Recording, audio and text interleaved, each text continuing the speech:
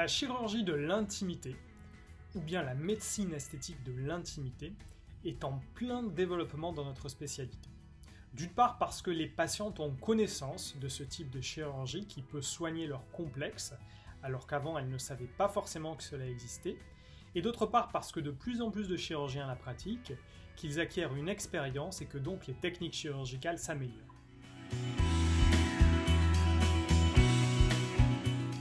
Le motif de consultation le plus fréquent est l'existence d'une hypertrophie des petites lèvres.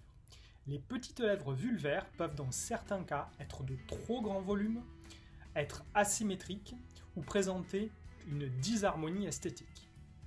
Dans ces cas-là, elles peuvent entraîner aussi un retentissement fonctionnel qui peut être gênant lors des rapports sexuels et qui peuvent même parfois entraîner des problèmes pour l'habillement. La chirurgie de réduction de ces petites lèvres, ou nymphoplastie de réduction, est une intervention qui se déroule en ambulatoire, en rentrant le matin à la clinique et en retournant le soir à la maison. Elle se déroule sous anesthésie générale le plus souvent, mais peut aussi se faire sous anesthésie locale. Dans les suites opératoires, il y a des soins locaux à réaliser pendant à peu près une quinzaine de jours, et la reprise des rapports sexuels peut être effective au bout de 1 mois après l'intervention. Les complications principales sont le risque de mauvaise cicatrisation et de désunion. Ils dépendent de la technique utilisée et il faudra choisir ensemble cette technique au moment de la consultation préopératoire.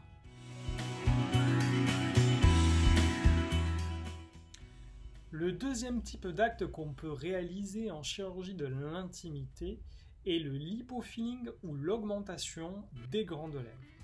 Souvent, les grandes lèvres peuvent être, avec l'âge, flétries, elles peuvent avoir un problème de diminution de volume ou un problème de diminution de sensibilité.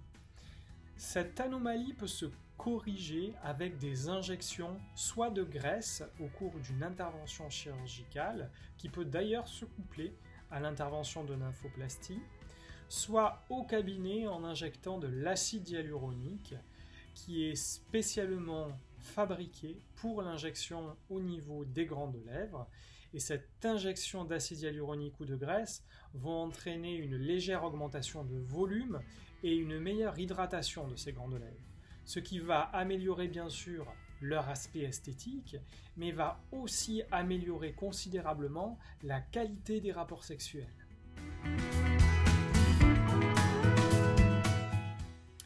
Enfin, le dernier type d'acte en chirurgie de l'intimité concerne plutôt le pubis ou le mont de Vénus chez la femme.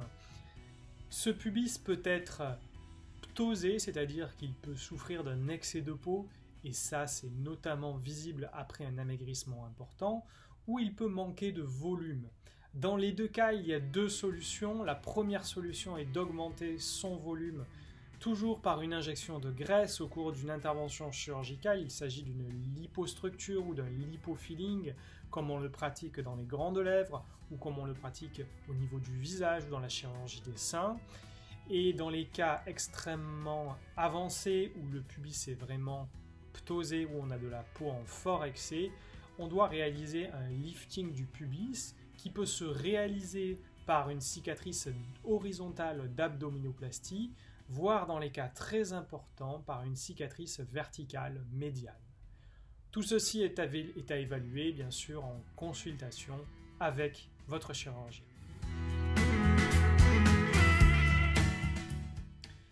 La chirurgie de l'intimité se développe donc considérablement actuellement car elle offre des solutions thérapeutiques à des problèmes fonctionnels, sexuels et esthétiques dont les patientes n'osaient pas forcément parler auparavant. Il ne faut donc pas hésiter à en discuter avec votre chirurgien esthétique qui détient désormais des solutions thérapeutiques modernes pour traiter chaque problème.